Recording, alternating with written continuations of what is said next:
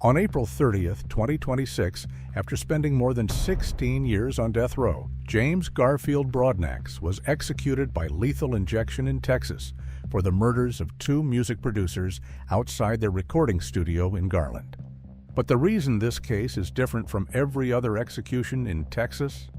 4 days after he was arrested, James sat in front of a television camera inside the Dallas County Jail, looked straight into the lens, and told the reporter he hoped the jury would sentence him to death. Hopefully the death penalty. Hopefully? Yeah. Why do you hope? Can they give me life? I'm gonna kill somebody else. Straight up. And then he laughed. This is how it all went down. On June 19th, 2008, just after 1 a.m., a man riding his bicycle home from work down a quiet residential street in Garland, Texas, saw something near a small recording studio, two bodies lying in the road. He stopped, rode to a nearby fire station, and flagged down the crew. Within minutes, paramedics confirmed what the cyclist already knew. Both men were dead. Swan was 26 and Matthew Butler was 28. Both were Christian music producers. They had been working late at their own studio, just the two of them, in the middle of the night. Stephen had been shot in the head and in the chest. Matthew had been shot multiple times as well. They were found lying in the street outside the building, with nobody else around, and no witnesses. Just two men dead, and whoever did this already gone. So, who would target two Christian music producers in the middle of the night in suburban Garland? A 19-year-old named James Broadnax. And he wasn't exactly quiet about it. Later that same day, James and his cousin Demarius Cummings rolled up to a southeast Dallas apartment where James had been crashing with relatives. And instead of keeping his mouth shut, James started bragging. Told people in the room he had just hit a lick. That's street slang for pulling off a robbery. Then he reached into his pocket and pulled out Stephen Swan's driver's license and showed it off like a trophy to everyone in the room. But what he didn't mention was that they only got $2 from the whole robbery. $2. Then he and Demarius walked out the door, got into Stephen's Ford Crown Victoria, and told everyone they were going to sell it. 15 minutes later, one of the people sitting in that apartment saw a news broadcast about a double homicide in Garland. She recognized the details immediately, and she picked up the phone and called the Garland Police Department. And it didn't take long for police to find him.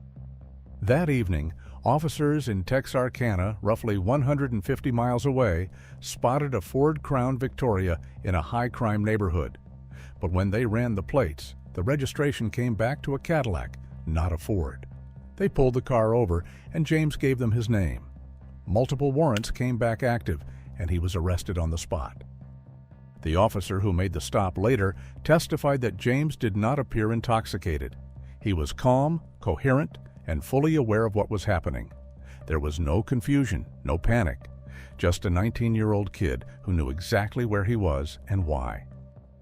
But here's where this case stops being a routine robbery murder and turns into something else entirely. After he was brought back to Dallas, James agreed to sit down with multiple local television reporters, on camera, in the Dallas County Jail.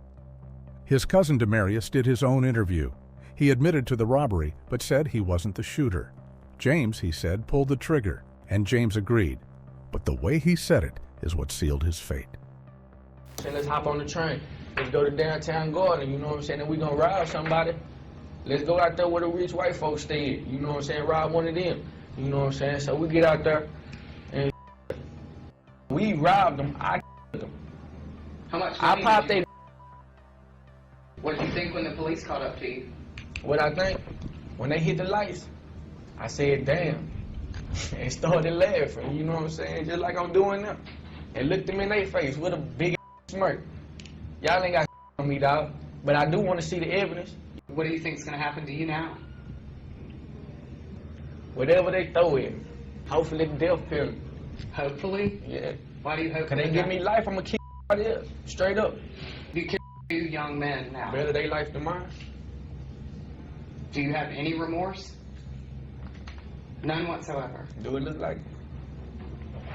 I just can't believe you kill people and you're laughing about it. Yeah. Just like when they stick that damn in my woman, they gonna laugh at me. Look at that dumb motherfucker. You know how y'all is, dog. Fuck, just like I said. Fuck family too, both of them. 2 men were dead. Their families were planning funerals, and the guy who said he killed them was sitting in a jail cell, smiling on camera and daring the state of Texas to execute him. And Texas took him up on that offer. At trial in 2009, his defense tried to undo all of it. Their argument was that James had been high on PCP and marijuana during the murders, and that he was still under the influence 4 days later when he gave those televised confessions. That he wasn't in his right mind, that the words on camera couldn't be trusted. But the state dismantled that argument witness by witness.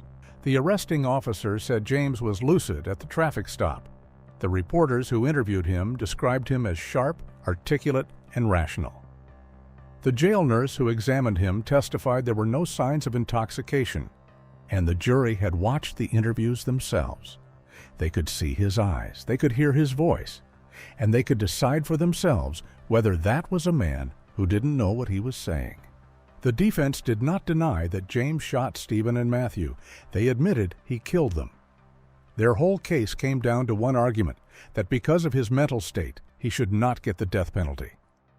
But prosecutors went further. They introduced more than 40 pages of James's handwritten rap lyrics into evidence. Lines like, "I am and body bag 'em, send them to the mayor, then I the whole country, send the press, the paper." The state argued those lyrics showed exactly who James was. They called him a new breed and a monster during closing arguments. They compared him to predators on Animal Planet, chomping at the bit to kill. The jury convicted James Garfield Broadnax of capital murder and sentenced him to death. After hearing that interview, what would you have done if you were on that jury? Let us know in the comments. His cousin Demarius got life without parole under Texas's law of parties, and he's still serving that sentence to this day. But the story doesn't end with the conviction. Because weeks before the state of Texas was scheduled to execute him, James Broadnax got married on death row. After the conviction, James was sent to the Polunsky unit in Livingston, Texas, and for the next 16 years, his appeals went nowhere. Then, with 42 days left before his execution date, the case took a sharp turn. James's attorneys filed a brand new appeal, and attached to it was a signed sworn declaration from Demarius Cummings. The same Demarius who had gone on camera in 2008 and said he wasn't the shooter. I want them to know I didn't kill him. I didn't kill nobody. I didn't kill a husband or whatever. You know what I'm saying? Now, 17 years later, he was saying the opposite. That it was me, you know, that I was a kid. And bro just stood in my place. With him getting a death penalty, that should have been me. I gotta play this remorseful role. I gotta make it seem like I'm the one that was remorseful, that didn't do it. He was the one that was the shooter. The appeal also highlighted DNA evidence that had been available since the original trial. Demarius's DNA was found on the grip and the trigger of the murder weapon, and James's DNA was not on either. Around the same time, rappers Travis Scott, Young Thug, T.I., and Killer Mike filed briefs with the U.S. Supreme Court, arguing that using James's rap lyrics as evidence of future dangerousness had been racially motivated.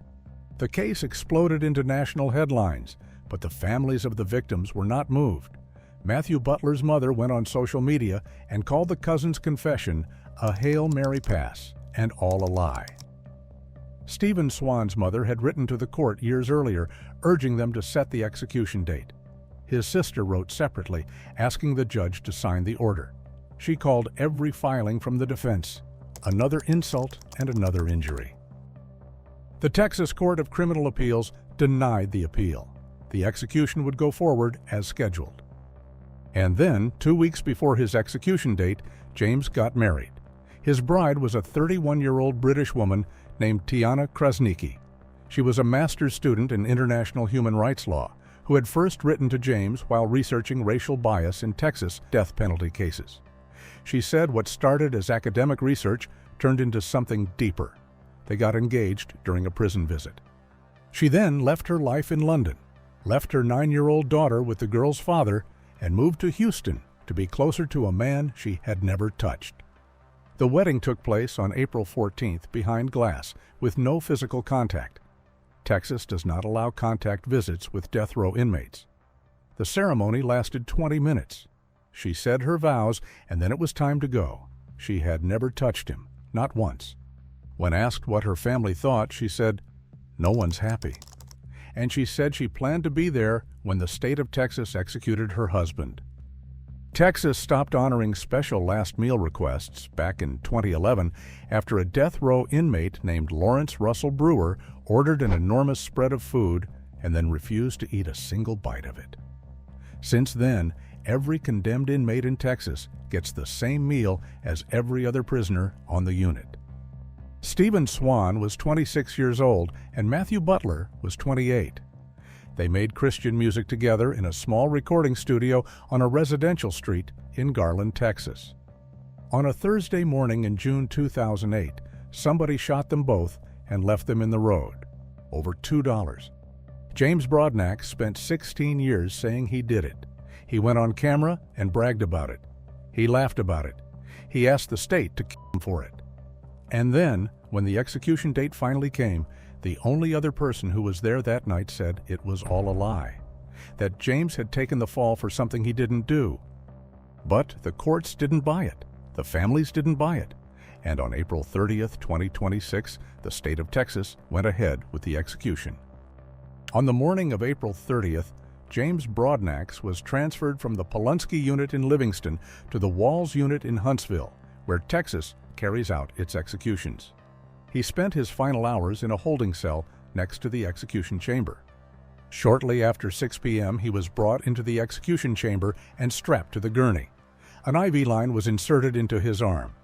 Witnesses were brought into the viewing room, including his wife Tiana, who had married him behind glass just 16 days earlier. He was asked if he had a final statement. He looked at the witnesses and spoke. "To the family, I prayed for years that any of my choices would create heaviness in your heart and burdens on your spirits," he said. "I prayed to God for your forgiveness. Despite what you think about me, I hope to God that prayer was answered." Then his tone shifted. "But no matter what you think about me, Texas got it wrong. I'm innocent. The facts of my case should speak for itself, period. Let this moment be what finally sparks the revolution that will be televised. None of it was worth it." As the lethal injection was administered, Tiana cried out, "I love you," from the witness room. James Garfield Broadnax was pronounced dead at 6:47 p.m. He was 37 years old. What do you think? Has justice been served? Let us know your thoughts in the comments.